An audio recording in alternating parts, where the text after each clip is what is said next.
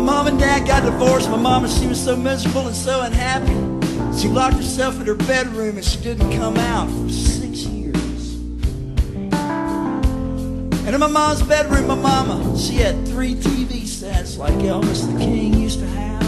And on top of each one of them TV sets, my mama, she had 2 VCRs for recording all them shows she wasn't watching. And for 6 long years, she stayed locked in her room, drinking vodka and milk and reading the National Enquirer and the Sun and the Star and flipping them channels. And then my sister graduated from school and the child support ran out, and my mom was forced to go out and get a job. And I know I don't have to tell you, it's a mean, cruel world out there. For a 50-year-old woman without no college education and no prior work experience, my mama, she had to go out and work one crap job after another just to pay the rent. So finally, fate or something led her to a place called R&D Trucking in Florence, Alabama. And they hired my mom as what they call a truck log auditor. Every Monday morning she'd come and audit all them truck drivers' logs. They've been driving miles without sleep or something. Her job was to catch them for the DOT fine. And there was this one truck driver. His name was Chester. And Chester was the biggest, meanest man at R&D Trucking.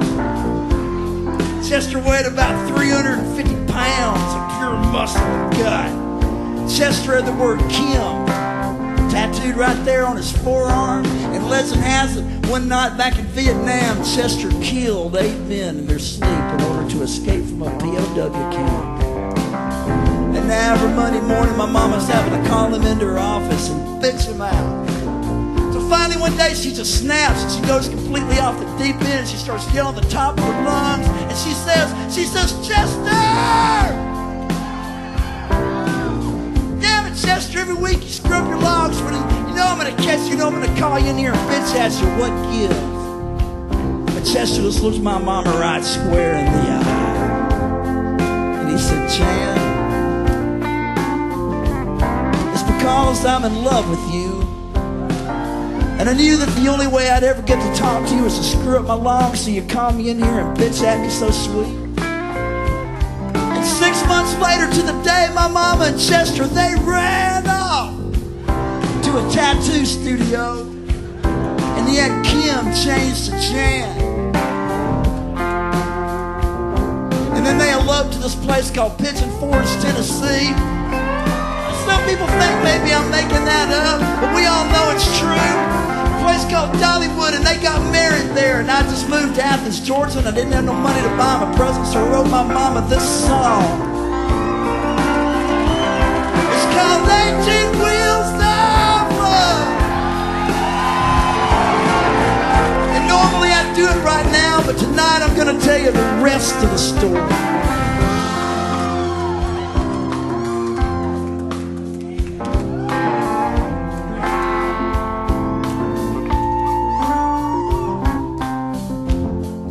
A little over a year ago, we did this tour. We called it The Dirt Underneath. We went out and we played sitting down and we played acoustic guitars. We had a wonderful time and we went cross country and we were on our way home at the end of the 3rd week. And we stopped for the night outside of St. Louis, Missouri at this giant casino complex so that our bus driver could get some sleep and we could all indulge ourselves in some bad buffet. And I was walking back to the bus across the acres and acres and acres of parking lot with heartburn from the bad buffet, and my cell phone rang, and it was my sister calling. And she said, Patterson, it's Chester, and he's dying. It seems Chester got diagnosed as having the 3rd and final stage of congestive heart failure.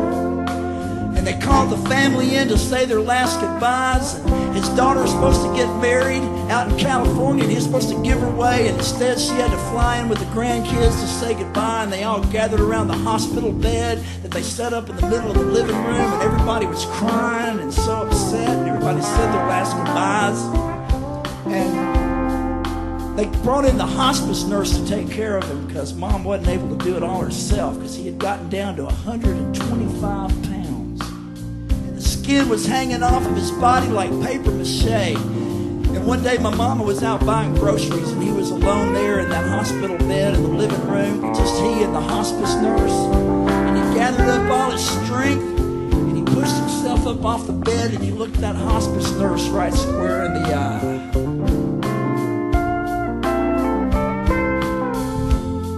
And he said, "So, when do I get to drive again?"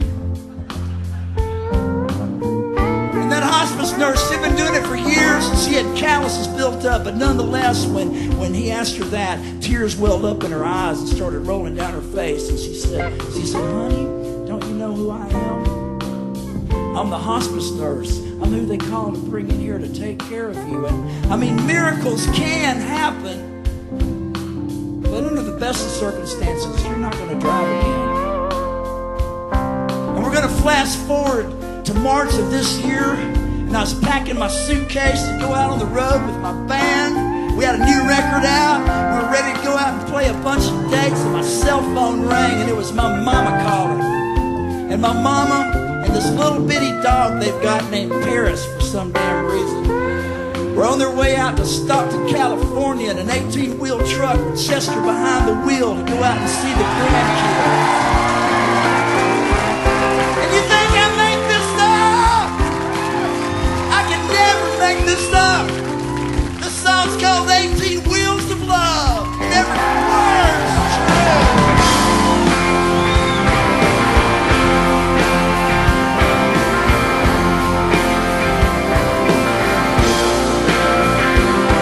Mama ran off with a trucker. Mama ran off with a trucker. Mama ran off with a trucker. Paid her bill, paid her bill. Mama ran off with a trucker. Mama ran off with a trucker. Mama ran off with a trucker. Paid her bill, paid her bill.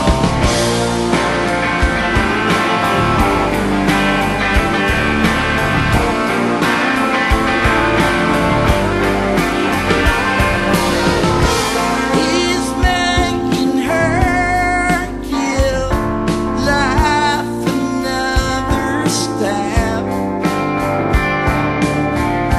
He can see the world from way up in the cab.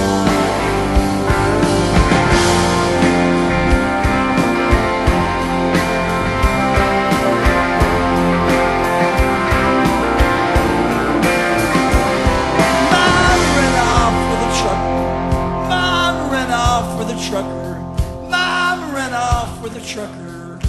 Paid her bill, paid her bill. Mama ran off with a trucker. Mama ran off with a trucker. Mama ran off with a trucker. Paid her bill, paid her bill.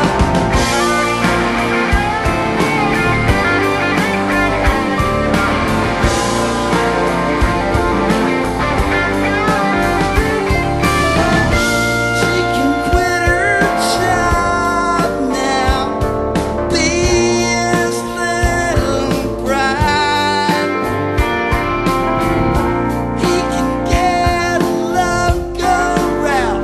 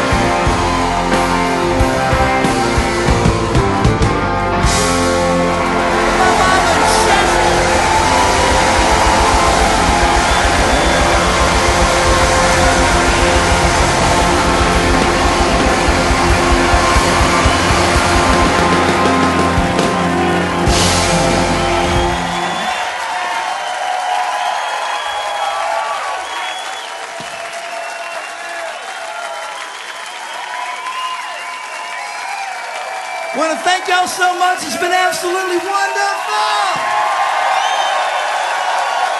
It's truly been one of the greatest times of my life. Thank y'all so much for everything.